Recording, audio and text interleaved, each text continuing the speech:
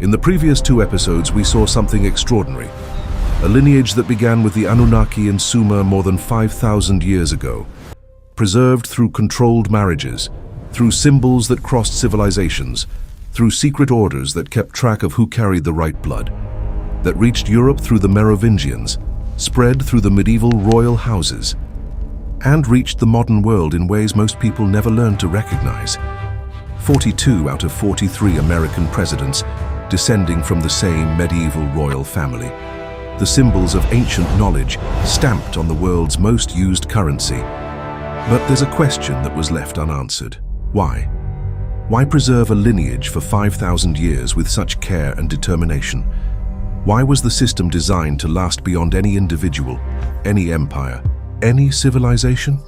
What were the carriers of this lineage waiting for?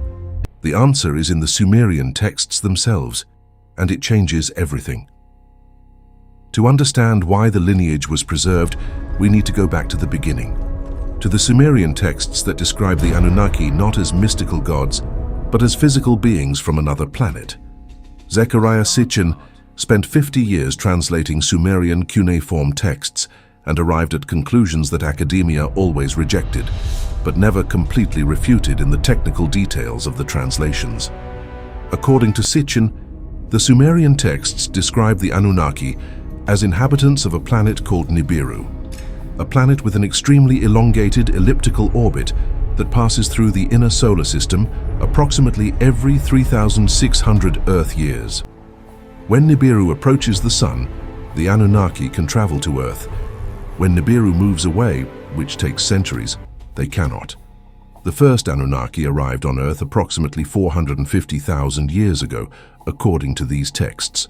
They came in search of resources, specifically gold, which according to Sitchin was necessary to protect Nibiru's deteriorating atmosphere.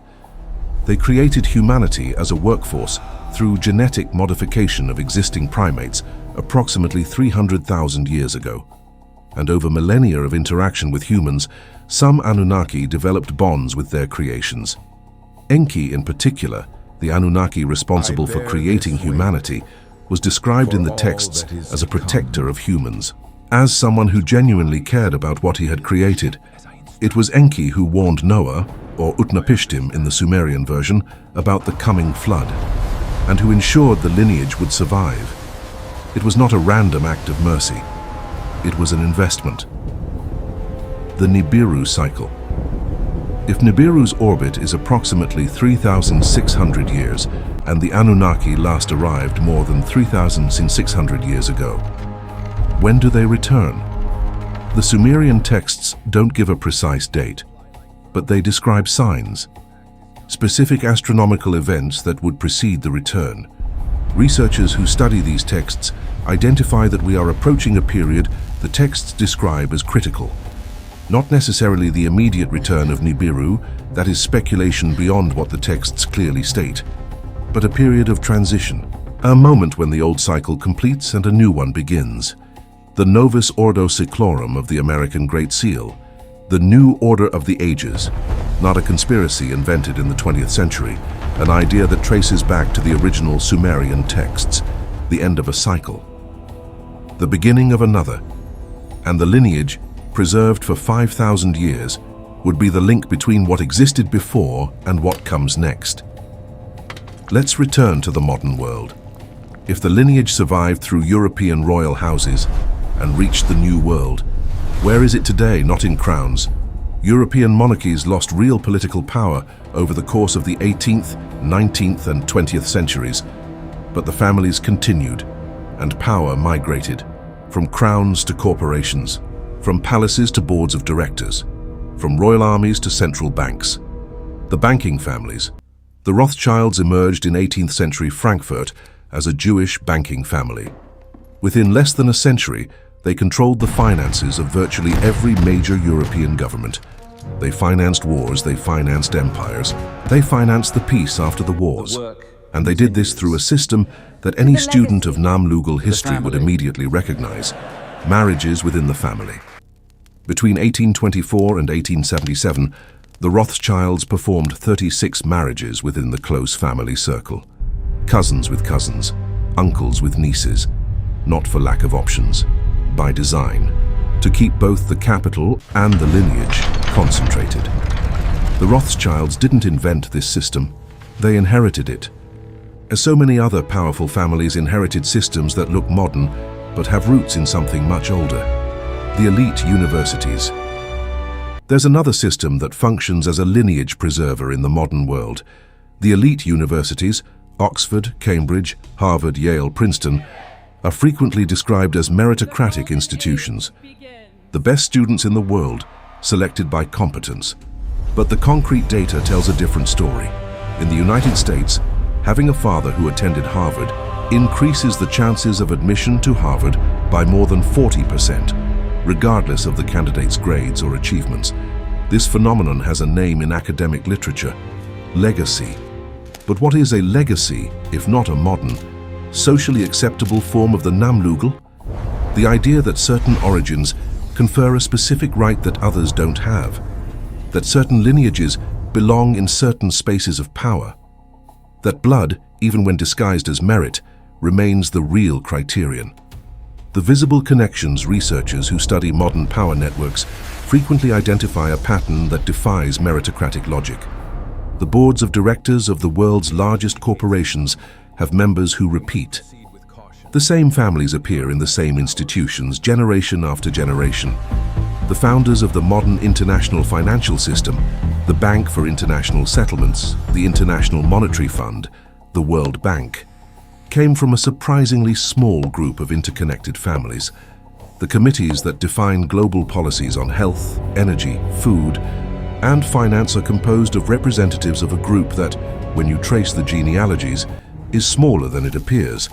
This is not evidence of a monolithic conspiracy with secret meetings and written plans.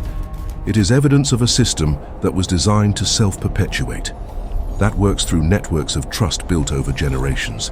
That prefers the familiar to the stranger, the verified to the unknown, the lineage carriers to those outside. Exactly as the Nam-Lugal worked in Sumer, exactly as the Merovingian marriages worked in medieval Europe. The modern carriers of the lineage didn't abandon the symbols. They simply made them so ubiquitous that nobody questions them anymore. Washington, D.C. The capital of the United States was designed with attention to symbolism and geometry that goes far beyond the functional needs of an administrative city. The layout of Washington's main streets forms specific geometric patterns that researchers connect to Masonic symbolism and Hermetic knowledge. The cornerstone of the Capitol was laid by George Washington in a Masonic ceremony in 1793. The central monuments of the city, the Washington Monument, the Lincoln Memorial, the Capitol, are astronomically aligned in ways that mirror the alignments of the great ancient structures of Egypt and Mesopotamia.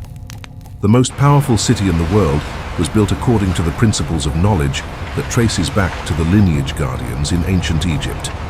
The Great Seal. The Great Seal of the United States, approved by Congress in 1782, has two sides. The front shows the American eagle. The reverse, which appears on the dollar bill, shows the unfinished pyramid with the all-seeing eye. The eye inside the triangle, frequently called the Eye of Providence, is not a Christian symbol. It is a symbol that appears in contexts linked to secret knowledge and hidden lineage for millennia. In ancient Egypt, the Eye of Horus was the symbol of vigilance and divine power, of the lineage guardian. The unfinished pyramid has 13 rows of stones. 13 is not a random number. In the numerology of the orders that kept ancient knowledge, 13 represents transformation, the cycle that completes and begins again. And the inscription, Annuit Coeptis, he approved our undertaking, is frequently interpreted as a reference to God in the Christian tradition. But in the older tradition that the Masonic founders of the US knew, the he was someone else. He was the great architect, the creator, the one who had established the original system. Let's return to the central question. Why was the lineage preserved? In the Sumerian texts, the creation of humanity was not an act of kindness. It was a transaction. The Anunnaki needed workers to extract resources from Earth. They created humans for that purpose. But over time, some Anunnaki, Enki in particular, developed something beyond utilitarian interest in the humans. They developed an investment, and an investment requires protection. The Anunnaki who remained on Earth, or who worked through representatives, needed to ensure that when they returned, they would find the world in a condition they recognized, with power structures they understood, with lineage carriers they could identify, with symbols that still meant something. The lineage was, in essence, a welcome letter prepared 5,000 years in advance. When you return, look for the carriers of these marks. They know who they are. They preserved what was left. The pact is still in force. What the pact promised.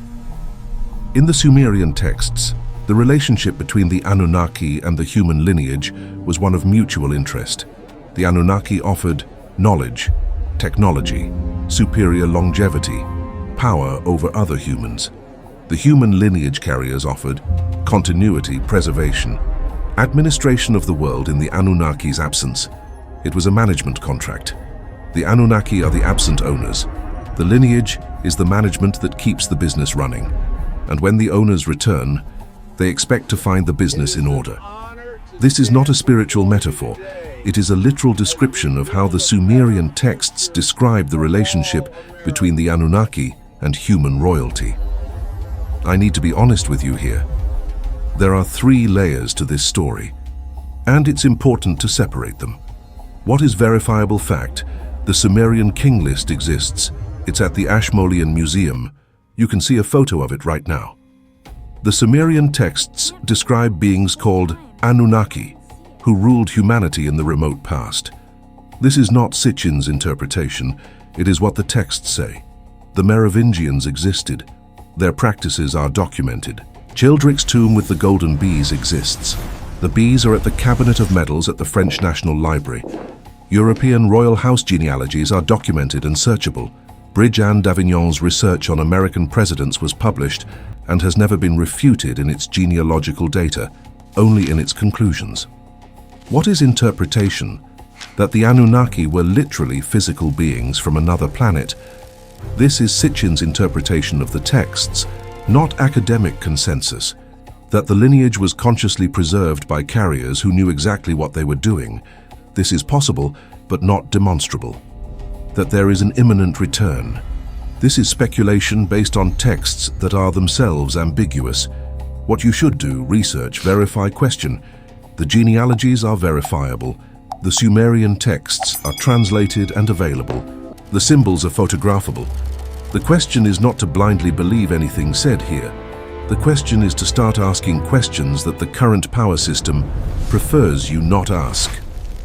Why do 42 of 43 American presidents descend from the same family? Why are the symbols of ancient knowledge on the world's most used currency? Why do certain families appear repeatedly at the centers of power across generations? These are not conspiracy theorist questions. They are questions from citizens who have noticed that the current power system has roots much deeper than those that appear in history books. Let's summarize what you've seen this week. 5,000 years ago, in Sumer, a system was established. A system that said, power doesn't belong to the strongest, the smartest, or the most competent. Power belongs to whoever carries the right lineage. That system was designed to last beyond any individual, beyond any empire, beyond any civilization. And it lasted. Through the flood, when kingship descended from heaven again and was reinstated. Through the collapse of Sumer, when the lineage migrated to Egypt, Babylon, Persia. Through Alexander's conquests, who married the daughters of the kings he defeated to absorb their lineage. Through the Roman Empire, which adopted the symbols and power systems of the civilizations it absorbed. Through the Merovingians, who brought the lineage to Europe and encoded it in practices that would last centuries. Through the medieval royal houses, which preserved the genealogical thread through carefully documented marriages. Through the founders of the United States, who engraved the symbols of ancient knowledge on the great seal of a new nation. Through 42 presidents who, election after election, descend from the same family. The system works, not necessarily because there's a monolithic conspiracy with secret meetings where suited men decide the fate of the world, but because it was designed to work through networks of trust that automatically perpetuate themselves. through preferences that seem natural but are selective, through symbols that seem decorative but are declarations, through a shared understanding among those who were initiated that there is a deeper system operating beneath the visible one. Did the Anunnaki leave? Perhaps, but they left a system that works without them, and carriers who await, consciously or not, the completion of the cycle that began when kingship first descended from heaven. On Sunday, the complete documentary. Everything we've seen this week, connected in a narrative that runs from Sumer to the present, with content that didn't appear in any of the episodes. Subscribe, hit the bell, and share it with someone who still thinks presidents are chosen by the people. See you